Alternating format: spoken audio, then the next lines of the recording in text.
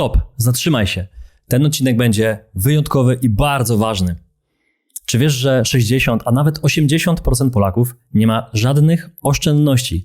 Oznacza to tylko tyle, że gdyby w przyszłym miesiącu nie dostali wypłaty, za 2 miesiące zostaliby bez środków do życia.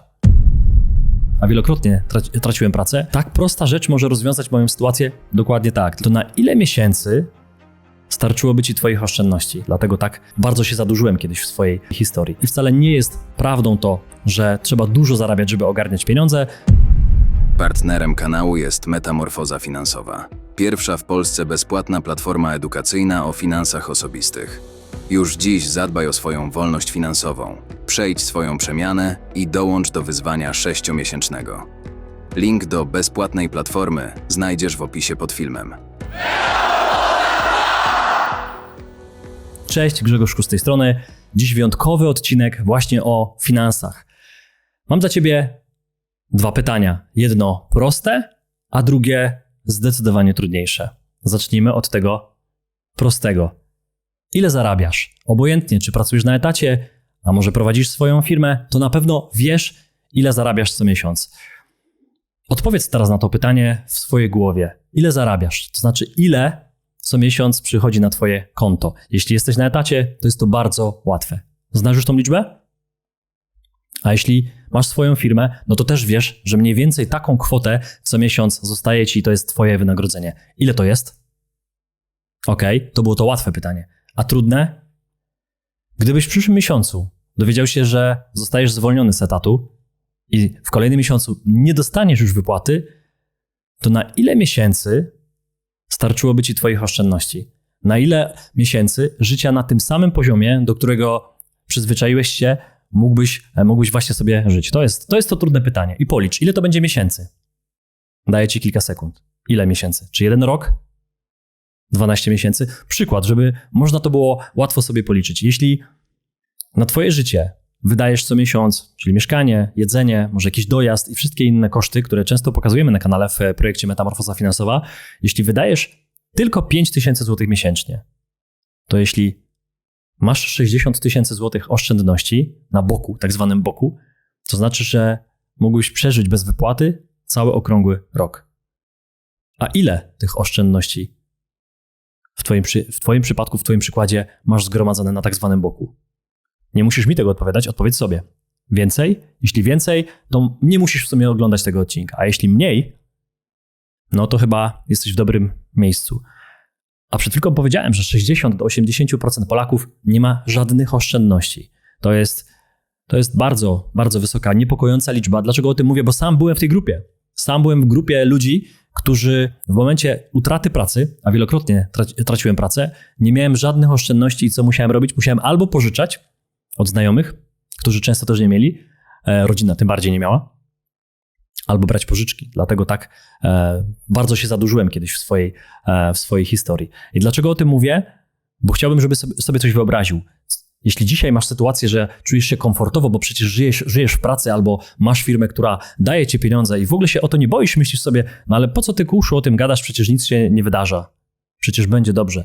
No ale nigdy nie jest tak, że jest życie konstans finansowo, że nic się nie zmienia, więc zadaj sobie teraz pytanie, z czego musiałbyś zrezygnować,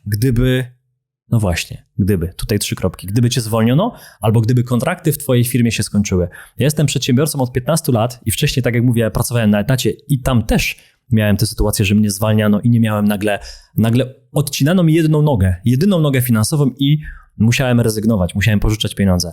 Ale w biznesie również miałem takie problemy, że nagle ktoś, komu wystawiłem fakturę, jej mi nie zapłacił. A to była bardzo duża kwota. I co się działo? Dział się ten sam problem, który miałem na etacie, tylko w innej skali. No i teraz właśnie po to nagrywam ten odcinek, żeby powiedzieć ci o żelaznej rezerwie, o czymś, co jest niezbędne, a okazuje się, że między 60 a 80%, czyli między 6 a 8 Polaków na 10 nie ma takiej żelaznej rezerwy. Mają, ale w kwocie 0 zł. Czyli za miesiąc, gdyby obcięto im wypłatę, nie mieliby pieniędzy. I zadaj sobie to pytanie, z czego byś zrezygnował, gdyby w przyszłym miesiącu pojawiło się 0 na twoim koncie? Nic by nie wpłynęło. Z czego byś zrezygnował? Jak byś żył? Co byś robił? Pokazałem ci, jak faktycznie sytuacja wygląda w Polsce, ale teraz pewnie czekasz na rozwiązania. I te rozwiązania są i one są bardzo proste. Dlatego często ludzie nic nie robią, bo mówią, tak prosta rzecz może rozwiązać moją sytuację? Dokładnie tak. Tylko często ludzie zaczynają, ale nie kontynuują. Dlatego powiem ci o czymś, co mnie również spotkało, czyli faktycznie bierność w tych działaniach. Ja wiedziałem, że trzeba sobie taką rezerwę uzbierać, ale wielokrotnie tego nie robiłem. Albo uzbierałem jakieś kilka tysięcy złotych, a później, no i co później szedłem na zakupy. Odroczona gratyfikacja u mnie działała tylko przez 2-3 miesiące i później co robiłem? Później konsumowałem tylko po czasie. Szedłem sobie kupić rower, kupiłem sobie jakiś telewizor, nowy telefon i znowu miałem zero na koncie i znowu byłem bardzo niebezpieczny finansowo, tak to można powiedzieć, bo znowu do sytuacji kolejnej, kiedy mnie zwolniono i kiedy miałem w głowie, o kurczę, nie mam pieniędzy na koncie, mam wyzerowane konto, dosłownie. Nie wiem, czy ty miałeś taką sytuację, ja miałem wielokrotnie w życiu, dlatego cieszę się, że to już jest historia, że dosłownie na koncie miałem 7 zł, 2 zł, 15 zł, 30 zł, kiedyś o tym opowiadałem, że tankowałem za 30 tylko dlatego, że na koncie miałem 30, nie miałem więcej. Także jeśli masz taką sytuację albo podobną, że po prostu zerujesz konto z miesiąca na miesiąc i obojętnie ile zarabiasz. Wczoraj mieliśmy live'a na kanale, oczywiście ten odcinek będzie puszczony później, więc to już będzie nieaktualne, ale ten live jest cały czas na YouTubie, możesz go zobaczyć, gdzie pokazywaliśmy Polaków, którzy zarabiają bardzo różne kwoty. Od kilku tysięcy do kilkudziesięciu tysięcy złotych miesięcznie. I to wcale nie kwota zarabianych pieniędzy sprawiała, że ci ludzie mieli żelazną rezerwę dużą. Się okazywało, że przykład człowieka, Polaka, który 30 tysięcy zarabiał miesięcznie, nie oznaczało to wcale, że on miał bardzo dużą rezerwę zebraną. On po prostu bardzo dużo wydawał. Pamiętam, że te jego koszty miesięczne były powyżej 20 kilku tysięcy złotych i też nie miał rezerwy żelaznej, więc nie jest prawdą to, że żeby mieć żelazną rezerwę, trzeba dużo zarabiać. Ktoś kiedyś powiedział, że słowo wystarczy nie dotyczy pieniędzy, że można wydać wszystkie pieniądze, które się zarabia, obojętnie czy to jest kilka czy kilkadziesiąt tysięcy i to jest prawda. I wcale nie jest prawdą to, że trzeba dużo zarabiać, żeby ogarniać pieniądze, tylko obojętnie ile się zarabia, można od tych małych kwot zacząć budować sobie żelazną rezerwę. Okej, jaki jest pierwszy krok? Pierwszym krokiem jest zbudowanie tak zwanego funduszu awaryjnego. Tak to nazywamy w metamorfozie finansowej. Fundusz awaryjny, co to oznacza? To oznacza, żebyś na samym początku zbudował sobie górkę, kubkę, po lewej stronie zawsze mówimy na czarną godzinę. Niech to tak się nazywa, chociaż ja wolałbym, że na białą godzinę. Po co ma przychodzić czarna godzina? Ale ta żelazna rezerwa najpierw w pierwszym kroku niech składa się z takiej kwoty, którą wydajesz w każdym miesiącu na te niezbędne wydatki. Jeśli to jest 5000 zł i tyle wydajesz każdego miesiąca, to niech ta pierwsza rezerwa finansowa, czyli tak zwany fundusz awaryjny, będzie 5000 zł. Jeśli wydajesz 12 tysięcy złotych każdego miesiąca, no to musisz zebrać pierwszą kwotę żelaznej rezerwy w kwocie 12 tysięcy złotych. Jeśli wydajesz tylko 2000 złotych, nie wiem, mieszkasz z rodzicami i mało wydajesz, tylko trochę na mieście, to musisz zebrać 2000 złotych. Każdy z nas jest w innej sytuacji i każdy z nas ma inne wydatki, inne przychody i to się zgadza. Dlatego pierwszy krok jest bardzo prosty, żebyś na boku zebrał sobie kwotę, która pokryje twoje koszty z jednego miesiąca. Bo gdybyś stracił pracę, to żebyś miał chociaż jeden miesiąc zabezpieczone na twoje wydatki, żebyś chociaż w ciągu tego jednego miesiąca miał czas, tych 30 dni, na znalezienie pracy, ale żebyś się nie stresował, że już w ciągu pierwszego miesiąca musisz iść pożyczać pieniądze. To jest pierwszy krok, który musisz zrobić. Idźmy dalej. Dalej pójdę przykładem, który jest bardzo taki życiowy i bardzo częsty, niestety bardzo częsty. Czasami dostaję maile od wiadomości prywatne na różnych mediach społecznościowych od was i pytacie tak: Grzegorz, w co mam zainwestować? W co byś ty zainwestował? Poradź mi, co ja mam zrobić z moimi pieniędzmi? Ja zadaję tam często pytanie. Okej, porozmawiajmy o tych inwestycjach, ale mam jedno do ciebie ważne pytanie. Jak wygląda twoja rezerwa finansowa? I często tam jest, ale co? Czym jest rezerwa finansowa? Ja zadaję trochę wtedy prostsze pytanie. Dobrze, chcesz ile zainwestować? I ktoś odpowiada, na przykład odpisuje, 50 tysięcy złotych. I ja pytam, czyli te 50 tysięcy złotych, które chcesz zainwestować, to są twoje pieniądze w koszyku na inwestycje, tak?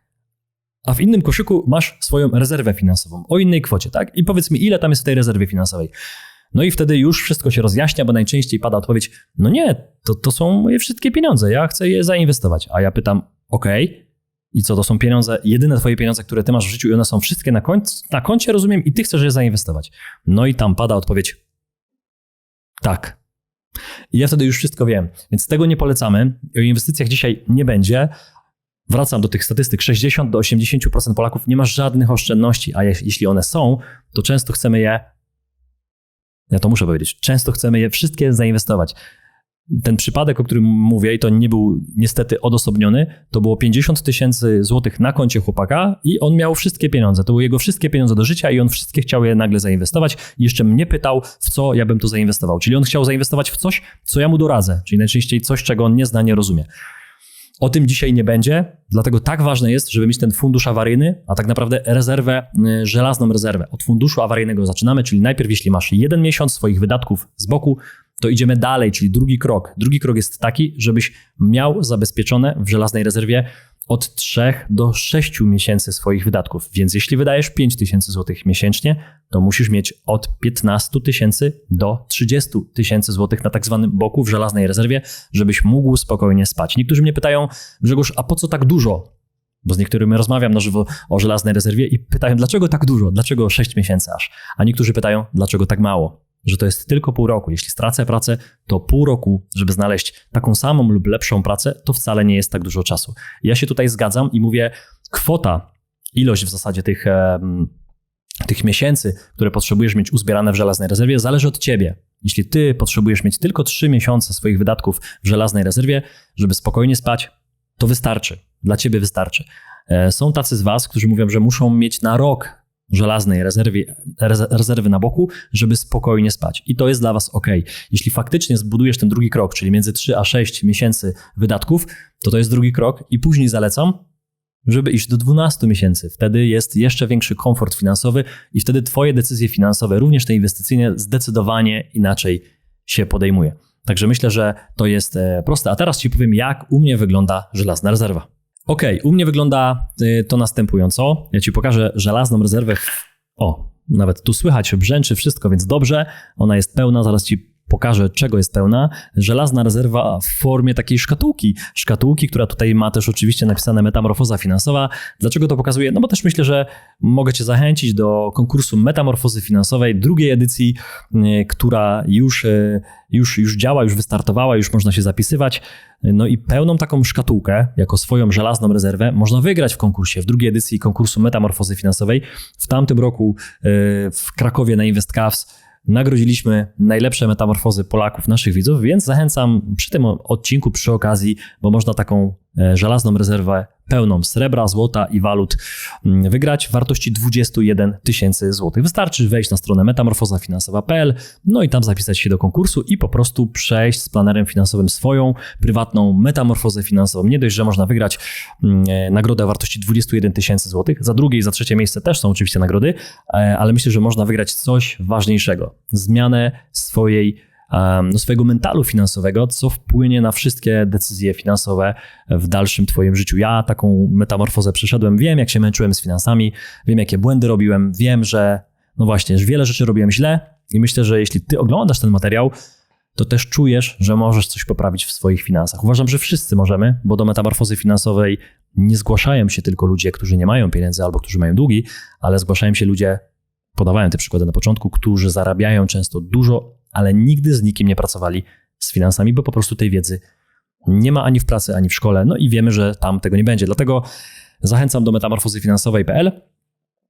A teraz pokażę ci, jak wygląda moja żelazna rezerwa. Co ja mam w swojej takiej szkatułce w domu. Akurat takiej pięknej w domu nie mam inną, ale dzisiaj przywiozłem i chciałem ci pokazać kilka elementów. Więc u mnie można powiedzieć, że jestem takim tradycjonalistą i ja lubię sobie dotknąć to, co tam jest, dlatego jest sporo metalu. Są oczywiście srebrne monety jednouncjowe. Tutaj mamy z Elżbietą 2 funty. Taka jedna moneta dzisiaj jest bardzo, bardzo tania i każdego stać na taką monetę jednouncjową. Ostatnio na konferencji, na takim szkoleniu, gdzie gościłem, pytałem widzów, którzy siedzieli na sali i okazało się, że wielu z nich myślało, że takie srebrne monety są bardzo drogie, że kosztują 1000 zł, 500 zł. Chyba właśnie najtańsza kwota to było 500 zł. Dziś oczywiście ta kwota się zmienia, ale ona jest między 120 a 130, jak jest 140 to jest drogo. Dzisiaj sprawdziłem, na ten moment kosztuje 120 zł jedna srebrna moneta jednouncjowa. Także polecam mieć swoją żelazną rezerwę, na przykład jakąś część w srebrnych monetach jednouncjowych. Oczywiście polecam również zainwestować w złoto, w fizyczne złoto. Tu mam 1 uncję złota fizycznego. Tu jest akurat kangur australijski. Z tyłu mamy też Elżbietę II. Z tego co wiem, już Elżbiety nie biją na tych monetach, no bo Elżbieta już nie żyje, więc to jakąś też wartość kolekcjonerską ma, że taka moneta jest w moich rękach. Jednouncjowa złota moneta dzisiaj kosztuje około 8200, 8400, to w zależności od miejsca, ale 8200, 8400 za jednouncjową złotą monetę. Więc jest srebrno, jest też złoto w mojej żelaznej rezerwie. Są oczywiście też złotówki. Warto mieć gotówkę w domu, bo niektórzy mówią, ja mam dużo pieniędzy, ale wszystko jest w banku albo w 2 bankach, tam to jest bezpieczne. No i ja to zdanie zostawiam. Dla niektórych jest to bezpieczne i wierzą, że w razie sytuacji kryzysowej pójdą do banku i wybiorą pieniądze. I oczywiście to jest możliwe, no bo zamawiasz pieniądze. Zauważcie, co się dzieje, że chcesz sobie pieniądze wypłacić ze swojego konta, swoje pieniądze, chociaż ostatnio mądrzy ludzie powiedzieli, że do mnie też należy tylko moje konto, ale pieniądze, które już tam są, nie należą do nas. My mamy tylko roszczenie do tych pieniędzy, więc ja mam jakoś ograniczone zaufanie do tego, żeby pieniądze wszystkie, a przynajmniej te należące do rezerwy żelaznej, trzymać w banku. Wolę mieć je przy sobie. Miejsce, w którym je trzymam, no to znam tylko ja i tobie też zalecam, żebyś ty to miejsce znał i żeby oczywiście najbliższa twoja osoba wiedziała, gdzie te pieniądze są. Czy one są gdzieś w domu? Jeśli tak, to gdzie? Jeśli one są w firmie, to też gdzie? A jeśli są w innym miejscu, to też dobrze, żebyś nie tylko ty znał to miejsce, no bo w momencie, kiedy stracimy się z tego świata i tylko my będziemy znali miejsce przechowywania tych naszych pieniędzy, które szybko możemy w sytuacji kryzysowej sobie zabrać, no to ta druga osoba może tego miejsca nie znać i te pieniądze po prostu gdzieś sobie tam zostaną na wieki wieków, więc warto, żebyś nie tylko ty znał miejsce tych pieniędzy, ale też najbliższa osoba, więc mówimy oczywiście o złotówce. Jest jeszcze coś takiego jak tak zwany koszyk walutowy. Ja sobie może to tu położę, żeby było mi łatwiej. Ja bardzo lubię określenie koszyk walutowy. No i warto w swoim, oczywiście przykład pieniędzy, no to znamy z złotówki. Ja tutaj kilka takich przykładów złotówki widzicie najczęściej pewnie, jeśli mieszkacie w Polsce, ale warto w swoim koszyku walutowym mieć również waluty państw, których waluta po prostu lepiej stoi niż nasza złotówka. Dlatego w moim portfelu są tak zwane plastikowe. Ja często funty nazywam plastikowe, bo one są naprawdę plastikowe. Jeśli nigdy funtów nie mieliście, to warto sobie kupić. Warto nawet dzisiaj. Zobaczcie, ja tu mam nawet małe nominały, 10 funtów. Dlaczego? No bo takie nominały są, bo czasami trudno rozmienić te duże nominały, więc ja w swoim portfelu mam bardzo różne nominały. 10, 20, 50, 100, bo przy gotówce jest tak jak w Polsce. Jak przyniesiesz duży nominał, to często nawet w tych krajach zachodnich po prostu ci nie rozmienią, powiedzą, że nie mają. Pamiętam, że 500 euro w Niemczech robiło ogromne zamieszanie w sklepach i po prostu odsyłano ludzi z kwitkiem, mimo że mieli gotówkę. Nie chciano tych pieniędzy przyjmować, więc warto mieć różne nominały. Są funty brytyjskie. Mamy oczywiście euro. Też pokazuje, że są 20, bo dużo łatwiej takimi pieniędzmi zapłacić. Warto mieć 20 euro. Co mamy dalej? Mamy dolary, oczywiście wszyscy znają, $100. No i mamy franki szwajcarskie. A franki szwajcarskie wyglądają tak, one są najładniejsze z tej całej, przynajmniej dla mnie. Najładniej to wygląda. Operator tutaj pewnie pokaże, jak pięknie wyglądają franki szwajcarskie. To w zasadzie drugą stronę powinienem pokazać. I tu mam jeszcze takie niebieskie, 100 franków szwajcarskich. Więc koszyk walutowy składa się z walut krajów, gdzie waluty stoją lepiej i ta gospodarka, tego polityka, by powiedział, trochę inaczej wpływa na te waluty. Bo gdybyście mieli tylko złotówki i wydarzyłaby się kiedykolwiek sytuacja taka jak u naszego wschodniego sąsiada, to widzieliście, co się działo faktycznie z tą walutą i z tym systemem. Więc warto, moim zdaniem, mieć to poukładane w ten sposób, żeby ta dywersyfikacja w naszym koszyku wyglądała zupełnie inaczej, niż tylko mieć tam wsadzone same złotówki. Okej, podsumowując, myślę, że warto rezerwę mieć jakąkolwiek. Jeśli dzisiaj rezerwy żelaznej nie masz w ogóle, to zacznij ją rozbudowywać właśnie teraz, po tym odcinku. Jeśli masz tylko 1000 zł wolnych środków, to postanów, że dziś te 1000 zł idzie na bok i to jest początek twojej rezerwy żelaznej rezerwy, jak zwał, funduszu awaryjnego. Na początku musisz zbudować ten fundusz awaryjny, czyli coś, co jest jednokrotnością twoich wydatków miesięcznych. Ja wiem, że 1000 zł nie starczy na twoje wydatki w ciągu jednego miesiąca, no chyba że mieszkasz jeszcze w pokoju z rodzicami i to oni cię żywią, jeździsz ich samochodem i wydajesz po prostu tylko 1000 zł, To tak, ale większość z nas nie ma takiego komfortu i ma dużo, dużo większe wydatki, ale od tego trzeba zacząć. Ja często mówię, że lepsze jest zrobione, bo zawsze to można poprawić, niż idealne w głowie. Bo często mówimy, ja najpierw się zastanowię, ja sobie to poukładam w głowie, no i co? I często za pół roku nie ma żadnego efektu i ty dalej mówisz, ja jeszcze się douczę. Więc lepiej, żeby te 1000 zł odłożyć, czy te 2000 i w każdym miesiącu rozbudowywać tą żelazną rezerwę do tego momentu, że zbudujesz najpierw fundusz awaryjny, czyli jednomiesięczne wydatki, a później dążysz do 3 miesięcznych wydatków, 6 lub 12, w zależności od tego, jaka ilość da ci bezpieczeństwo i taki spokojny po prostu sen.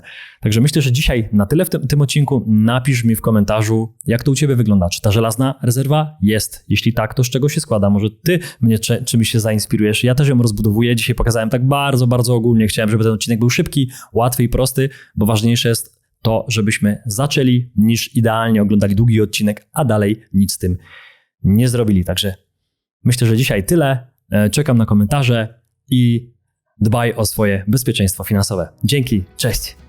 Dziękujemy, że byłeś z nami. Jeśli wciąż odczuwasz dreszcz emocji po naszym show, nie krępuj się pokazać nam tego palcem w górę i zasubskrybować kanał, abyś nie przegapił kolejnych filmów. Nie zapomnij też zanurzyć się w wcześniejszych odcinkach na naszym kanale lub posłuchać ich w formie podcastu. Do zobaczenia!